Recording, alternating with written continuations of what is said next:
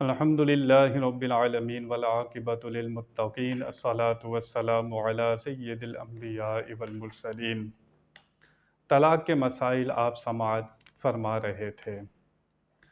طلاق کے لیے ایک شرط یہ بھی ہے کہ شوہر عاقل اور بالغ ہونا چاہیے۔ اس سے پتہ لگا کہ جو نابالغ ہے اور جو مجنون ہے وہ خود طلاق نہیں دے سکتا، اس کی طرف سے کوئی دوسرا اس کا ولی بھی طلاق نہیں دے سکتا۔ یہ طلاق کے لیے شرط ہے کہ انسان جو شوہر ہے وہ عاقل اور بالغ ہونا چاہیے۔ نابالغ اور مجنون پاگل اگر طلاق دے گا تو طلاق واقع نہیں ہوگی۔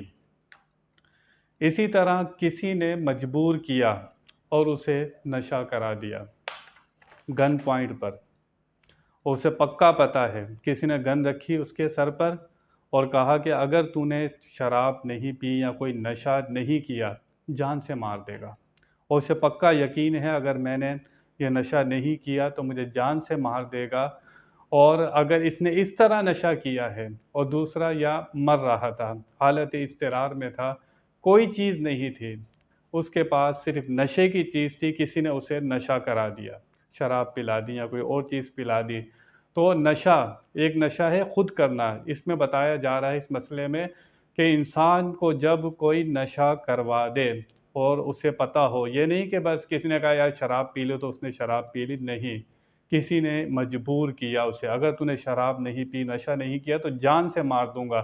ایسے شخص نے اگر نشہ کیا پھر اس نے اگر اپنی بیوی کو طلاق دے دی تو طلاق واقع نہیں ہوگی۔ لیکن یہ مسئلہ ذہن میں رہے، کسی نے مجبور کیا اور ایسا مجبور کیا کہ پتہ تھا یہ جان سے مار دے گا، پھر وہ نشے کی حالت میں جا کر اگر طلاق دیتا ہے تو طلاق واقع نہیں ہوگی۔ دوسری صورت یہ ہے کہ اس نے خود نشہ کیا، دوسری صورت یہ ہے کہ اس نے خود نشہ کیا تو پھر اگر نشے میں اس نے جا کر طلاق دی تو طلاق واقع ہو جائے گی۔ ان دونوں مسئلے میں فرق ہے، ایک تو کوئی نشہ کرا رہا ہے اور مجبوری کی حالت ہے، پتہ یہ مار دے گا، دوسرا خود اس نے نشہ کیا اور جا کر طلاق دے دی تو نشے میں طلاق واقع ہو جاتی ہے۔ اسی طرح کسی نے خوشی سے طلاق دی تو خوشی میں بھی طلاق ہو جاتی ہے، یا اکراہ شرعی کی صورت میں بھی طلاق واقع ہو جاتی ہے۔ کسی نے پھر گن رکھی اس کے سر پر اور اکراہ شرعی میں تھا، پتہ تھا، پکا یقین تھا کہ یہ مار دے گا، اس نے کہا طلاق لکھ یا اپنی بیوی کو طلاق دے، اس نے طلاق دے دی، اکراہ شرعی کی حالت تھی، وہ حالت تھی مجبوری کی حالت تھی، اسے پتہ تھا، یقین تھا کہ وہ مجھے مار دے گا، اگر اس حالت میں بھی وہ طلاق دے گا تو طلاق واقع ہو جائے گی۔ اس حالت میں بھی جب کوئی مجبور کر کے طلاق دلوائے تو طلاق ہو جاتی ہے، بھلے اسے پکا یقین ہو کہ میں مر جاؤں گا پھر بھی طلاق واقع ہو جاتی ہے۔